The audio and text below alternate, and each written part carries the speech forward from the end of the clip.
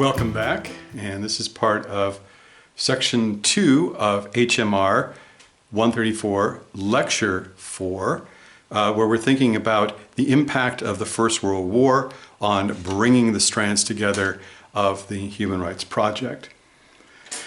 So we had a chance during break, I hope, to look at a map of the ethno-linguistic sort of distribution of peoples in the country now known as Hungary. Hungary was drawn from provinces within the Austrian Empire, including areas that had not been in the historic boundaries of Hungary itself. But nonetheless, you could see that there were all sorts of different peoples sort of scattered throughout, including a very, very large German-speaking minority. So the World War I was won by Britain, France, and the United States. And even though Britain and France had empires, those empires were different from the kinds of empires that were defeated in the First World War.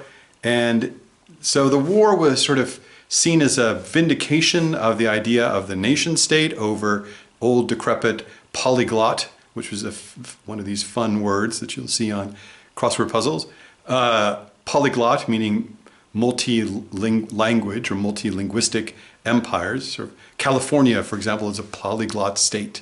We have all sorts of different languages that we speak here. So the defeat of these polyglot multi-ethnic empires at the hands of ethnically unified nation states of France, Britain, and the United States. I mean, it doesn't make a lot of sense, but that's the argument that was being made. But it was really that the nation is superior to the empire, and that self-determination, or the right of nations to determine their own futures, are important, and that it was argued that the cause of the First World War was when peoples were not given their right to self-determination. Not when peoples, in a way. The better way to say it is nations. So national self-determination. And so all sorts of things happening in the war. Britain and France wanted to extract a great deal from Germany, but Woodrow Wilson wanted to bring to fruition the 14 points ideas that he'd used to bring the United States to war. And so critical to that was the establishment of the institution called the League of Nations. Now, League of Nations, very much not the League of Peoples, right? And always remember that. And remember, the United Nations is not the, United Peoples of the world.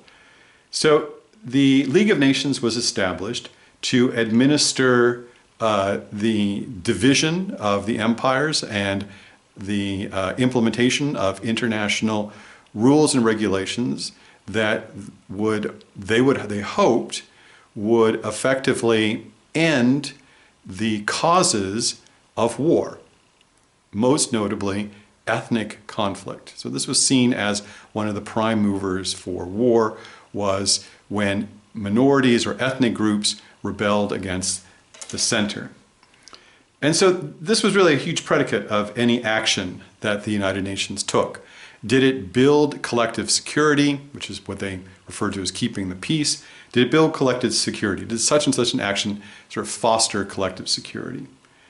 And so I wanted to look at two elements of the building of that collective security that intersects with key human rights issues. And the first of these is the establishment of the Nansen passport regime. Now, this is one of the most interesting and I think compelling elements of the League of Nations story, and where it intersects with questions about rights, human or otherwise. And it really will help prefigure our conversations after the first midterm about refugees, and then even later our discussions about the current issues facing refugee populations and the strain under which, or the strain being placed on global conventions, international humanitarian law about refugees. So the Nansen passport. Okay. Also, I've written a lot about them. So the Nansen passport. So the Nansen passport was named for a guy named Nansen. And Nansen is one of these very interesting 19th, early 20th century figures, right? Larger than life. He was born, his full name is Sigvard Nansen. And he was born in 1861 and then died in 1930. That was actually a fairly long lifespan for those days. He specialized and earned his doctorate in fish neurobiology, which I think it sort of seems like mostly neurobiology of fish that freeze over the winter. It's interesting. I think that those of you who are NPB majors should take a certain amount of joy in the role that a fish neurobiologist played in the establishment of the contemporary human rights regime. So you too can become a human rights icon. So also had, this is why I love this period in world history. He had really distinguished himself more as a polar explorer, one of these guys who raced to the poles to be there first. He was not first to either the North or the South Pole, but nonetheless, that was one of his great claims to fame. And he'd also been involved in relief work during the First World War, especially in the European Low Countries. So after the war was over, he was sent by the League of Nations to Istanbul to figure out what was happening to refugees from the Russian Civil War. And so he arrives in Istanbul in just in 1919, and he discovers that there's an incredibly large population of refugees living in the city itself from what had been the Russian Empire, was now the Soviet Union, who had fled. And he noticed, and he, in talking to them, understood that they didn't necessarily want to go back to their home countries because they felt too afraid that if they went back, they would be killed because they'd been on the wrong side of the conflict, but also that they were too afraid to move on. That what they were worried about, and this is a kind of refugee fear that we hear even today, that if they were to move from the relative safety of Istanbul somewhere else, they might end up being sent back to their homeland in a process known as refoulement. And I'm hoping that one of our TAs has now written that into the Slack channel for us. So the other thing, of course, that all these Russians shared was a phenomenon, a modern phenomenon, something that nationalism brings to us, which is they've been denationalized. So this meaning what? That they'd been born in Russia, they had left Russia out of fear, they were stuck in Istanbul, and if they went back to Russia, they might be killed, and they couldn't go back to Russia because they no longer had rights in Russia as citizens because they had been officially denationalized by the Soviet government. A lot of them had denationalized by the Soviet government because they owned property and then the Soviet Union could take them. So he also discovered at the same time that a similar situation had befallen the survivors of the Armenian genocide of 1915, something we will talk about in a subsequent lecture. In 1915, the Ottoman Empire sought to destroy the Armenian inhabitants of the Ottoman Empire and had completed much of that process before the end of the First World War. And there were about 1 million Armenians, probably closer to 800,000, spread out throughout the Middle East and in parts of Europe, who were also in a similar situation to the Russian refugees in that the Ottoman Empire had denationalized them, had denied them the right to return to their homeland, not just as an act of nationalism, an act of cleansing Anatolia of its Christian and Armenian inhabitants, but also so that they could legally possess their land. So Nansen's saying, what's the problem here? What's the problem here? And so he also understood that in parts of Western Europe, and this is sometimes humanitarian human rights thinking sort of asks, if you're trying to solve these problems, you have to be able to make broad connections across space and time. And Nansen did that. He realized that in parts of Western Europe, and in particular in industrialized parts of Western Europe, including Britain and France and Belgium, large numbers of young men in their prime working age had been killed during the war. so that as factories and industry and farming began to sort of gear up in the recovery stage, and of course they would never employ women, that they needed to have workers. And here you had this incredible pool of survivors of genocide and revolution interested in working, but too afraid that if they crossed those borders, something terrible would happen to them. And so in July of 1922, Nansen was able to organize, through the League of Nations, the creation of a travel document, and not a passport, even though it became called the Nansen Passport, a travel document that was for refugees, explicitly for refugees. And this document allowed refugees to safely move between those countries that had agreed to accept it. So for example, an Armenian stuck in Cyprus could travel from Cyprus to Italy, from Italy on to France with this passport without the fear that he would be sent back to Turkey where he'd be killed, or back to Russia where he'd be killed. It also meant that breadwinners, young men in particular, could leave their families in the relative safety of where they originally found refuge, move across borders in the safe search for a job, then send for their families to make the same journey. And so the idea here was to provide this wherewithal for refugees to take advantage of the market to move in search of work. Right? Now, we need to think about what it wasn't. What it wasn't was actually a passport, right?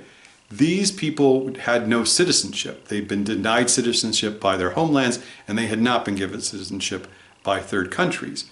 Now, in many cases, once the process of resettlement had taken place, they could apply for and would receive forms of citizenship, or at least official residency. Right? It also wasn't a kind of residency permit.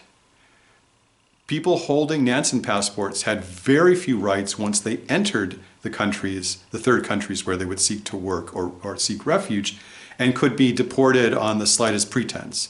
Because I think there was a great deal of fear, particularly in Western Europe, about trade union and labor movements, and the fear that this was the sort of leading edge of Bolshevism, of communism. So, but these passports did matter. They did work. And Nansen explained also, when he received the Nobel Peace Prize for this work, talked about how the passport provided individuals who had to flee their homelands, who had suffered terribly, who now were stateless and rightless. It gave them a sense of dignity and belonging and hope, right? And what's interesting and important here is that these passports were never issued by, let me back up. They were physically issued by governments. You'd go to a local, the equivalent of the passport agency or immigration agency where you were. They were issued by governments, but they were documents issued on behalf of the League of Nations, not the country itself. So here we have, for the first time, an international organization, here, international governance, using some of the powers of a state, right, to protect a vulnerable population, to ensure that they had the right to asylum and to work, or at least to seek work, as well as protect their basic right to life.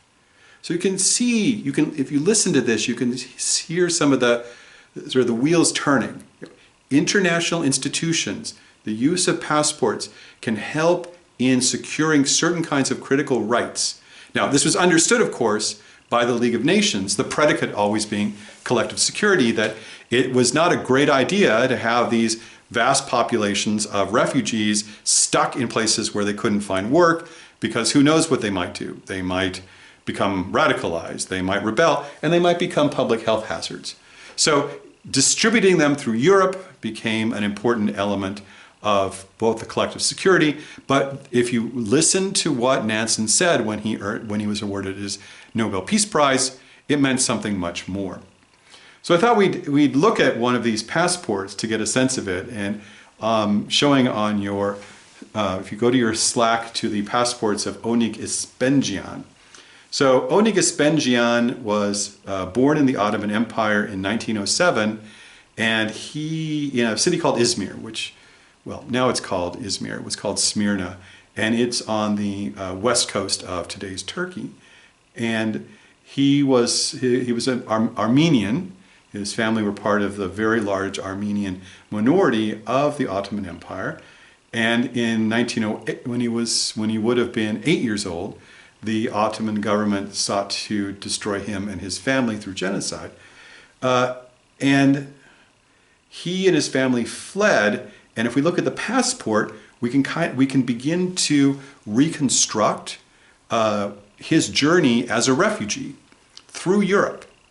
As a refugee was seeking to find a place to live, to find a place to work, and in his case, find a place to study.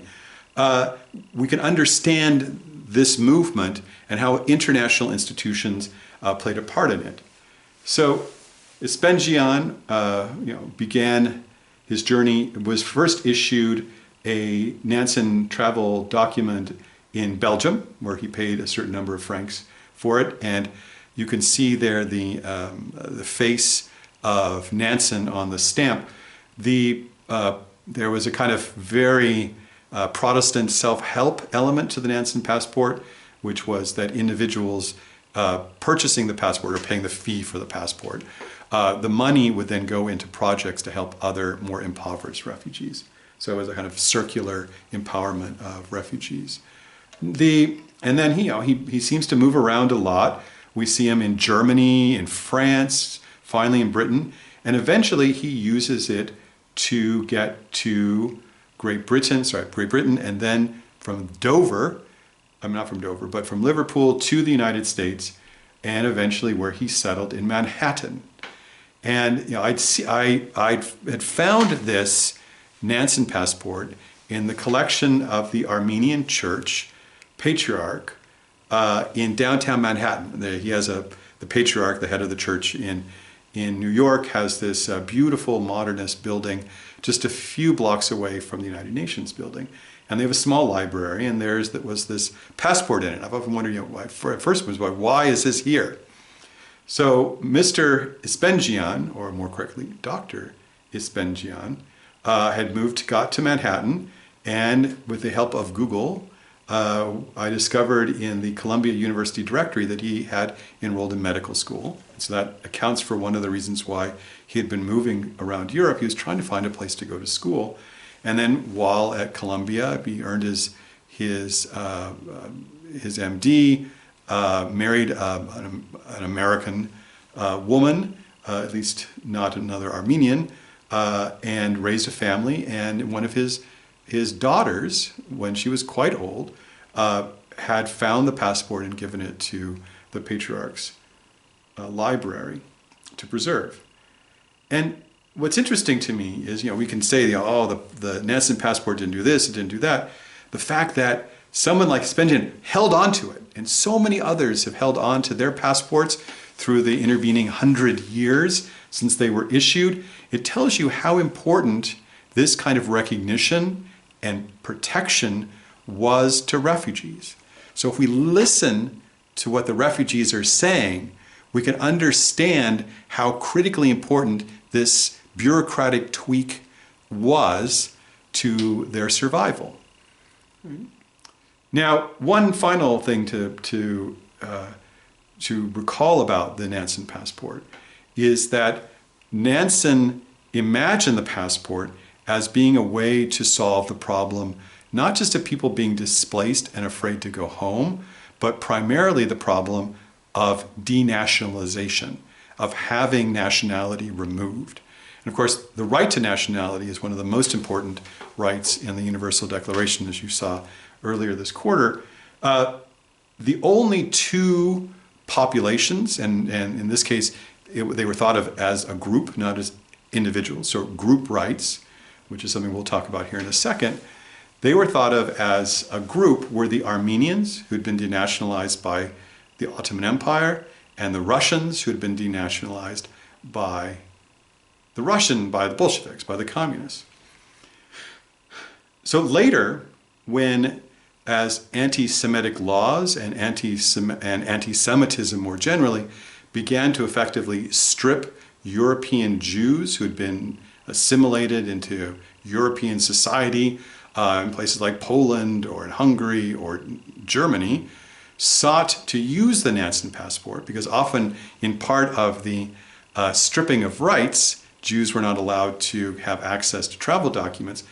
When they sought to use the Nansen passport, they weren't given that right because Hungary and Germany and so on had never legally stripped them of their nationality and still considered them citizens, but citizens who weren't quite right for all of the rights of citizenship. And this is a very important idea to keep in mind as we move into the era of the United Nations, which is that citizenship in a state is not a guarantor of rights.